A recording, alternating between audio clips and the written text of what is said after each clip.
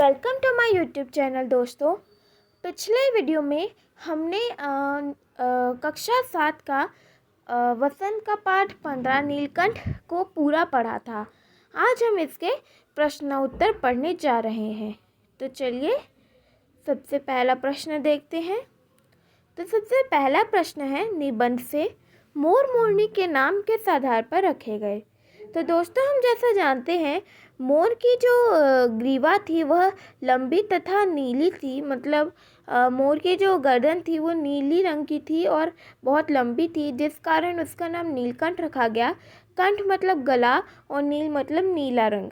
क्योंकि उसकी गला नीले रंग की थी तो मोर का नाम रखा गया नीलकंठ। और नीलकंठ जैसे श्री कृष्ण को भी कहते हैं।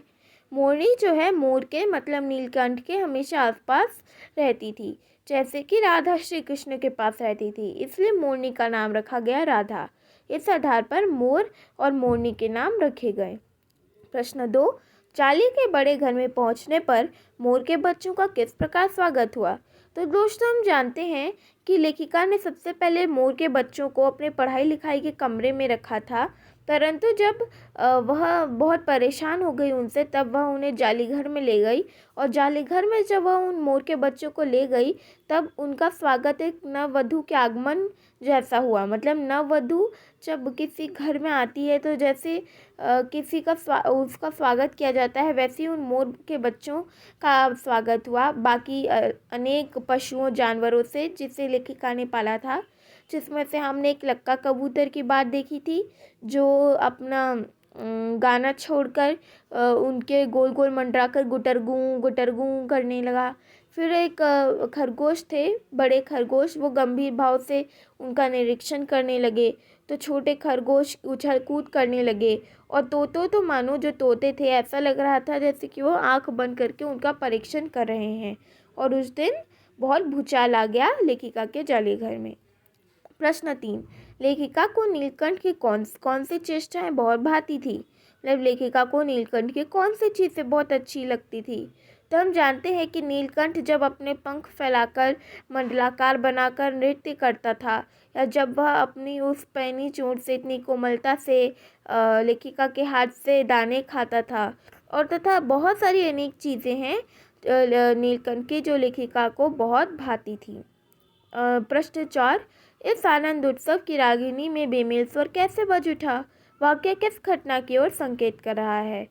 तो इस आनंद उत्सव, यह आनंद उत्सव उसकी बात कर रहा है जब सारे पशुओं मोर मोरनी के साथ सब जब बहुत आनंद मना रहे थे, तब बेमेल स्वर कैसे बज उठा। मतलब ऐसी कौन सी दुख की घड़ी आई जिसमें यह सब आनंद खत्म हो गया।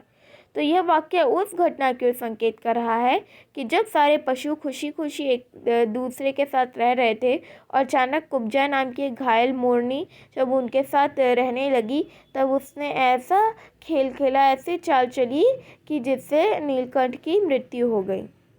अब प्रश्न 5, वसंत ऋतु में नीलकंठ के लिए जालीघर में बंद रहना असहनीय क्यों हो जाता था।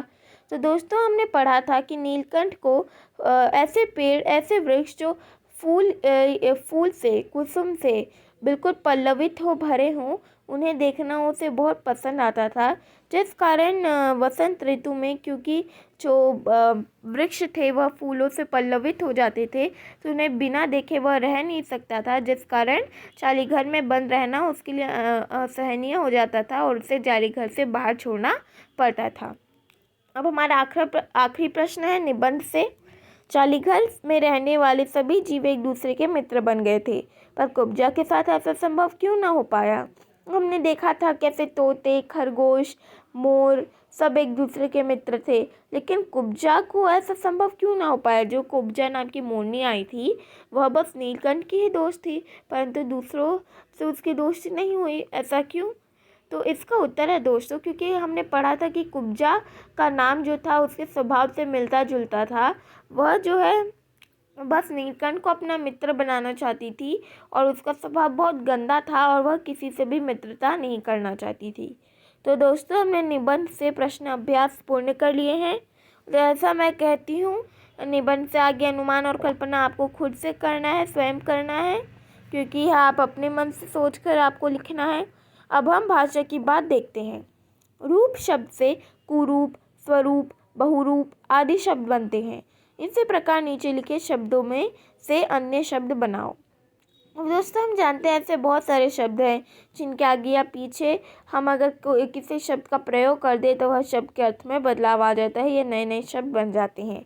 उसी प्रकार नीचे हमें कुछ शब्द दिए गए हैं, उनके पीछे में कुछ शब्द लगाओ जिससे वह उनका प्रोनाउंसिएशन मतलब बोलने का तरीका या वह शब्द अलग हो जाए या उसका अर्थ भी अलग हो जाए। तो दोस्तों सबसे पहला शब्द हमें दिया गया है गंध। तो हम जानते हैं गंध के अगर हम सू लगाएंगे तो सुगंध, दू लगाएंगे तो दूर लगाएंगे तो दुर्गंध।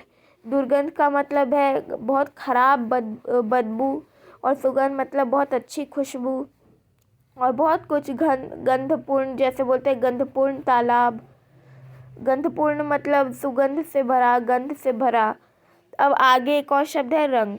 रंग का हम क्या बोलते हैं बेरंग, तो रंगित, रंगीला। फल का हम बोल सकते हैं सफल, असफल, फलित वृक्ष। ज्ञान का हम बोल सकते हैं अज्ञान, विज्ञान। मतलब ऐसे बहुत सारे हम आगे या पीछे शब्दों को लगाकर उनके अर्थ में बदलाव ला सकते हैं। अब प्रश्न 2 है विस्मयाभिभूत शब्द विस्मय और अभिभूत दो शब्दों के योग से बना है। इसमें विस्मय के य के साथ अभिभूत के अ के मिलने से या हो गया है। अ आदि वर्ण है, ये सभी वर्ण ध्वनियों में व्याप्त है। व्यंजन वर्णों में इसके योग को स्पष्ट रूप से देखा जा सकता है, जैसे क अधिक मतलब क इत्यादि। अ की मात्रा का चिन्ह पूर्ण विराम से आप परिचित है। अ की मात्रा का चिन्ह खड़ी डंडी से आप परिचित है। अ के भांति किसी शब्द में आ के भी जुड़ने से आकार की मात्रा ही लगती है, जैसे मंडल, अधिक आकार मतलब मंडलाकार। मंडल और आकार की संधि करने पर मतलब जोड़ने पर मंडलाकार शब्द बनता है, और मंडलाकार शब्द का विग्रह करने पर मतलब तोड़ने पर मंडल और आकार दोनों अलग होते हैं। नीचे दिए गए शब्दों के संधि और विग्रह कीजिए। तो यहाँ पर दोस्तों हम शब्दों का संधि या विग्रह सीखेंगे। सबसे पहला उदाहरण हमें विस्मयाभिभूत एक बहुत बड़ा शब्द दिया गया है, और ये जो शब्द है दो शब्दों से विस्मय और अभिभूत से बना है। अगर हम ध्यान से देखें तो विस्मय के आखिर में यह है और आगे कोई मात्रा नहीं, तो जिस कारण इसका मतलब है आखिरी में हमेशा अ रहता है। और अभिभूत में भी सबसे पहला जो शब्द है वो है अ। तो क्योंकि वो विस्मय य के आगे भी अ है और अभिभूत के आगे भी अ है, तो वह अ और अ अधिक मिलकर आ हो जाते हैं, जिस कारण से वह विस्मयाभिभूत बन जाता है विस्मयाभिभूत की जगह पर। मतलब और बहुत सारे जो है वो वर्ण हैं, और ये सारे वर्ण की जो ध्वनियाँ होती है वह सब हम जानते हैं। व्यंजन जो है वो वर्णों के इस योग को स्पष्ट रूप से देखा जा सकता है। मतलब चाहे कोई भी व्यंजन हो वो हमेशा आधा ही होता है। मतलब अगर किसी ने आपको बोला क, तो क जो है वह आधा क अधिक अधिक मतलब प्लस। अगर हम आधे क में अ को जोड़ेंगे तभी वो पूरा व्यंजन क बनेगा। अ की मात्रा का जो चिन्ह है वो है एक खड़ी डंडी। अ की भांति किसी शब्द में आ के भी जुड़ने पर जो मात्रा लगती है वो मंडल अधिक आकार मतलब मंडलाकार।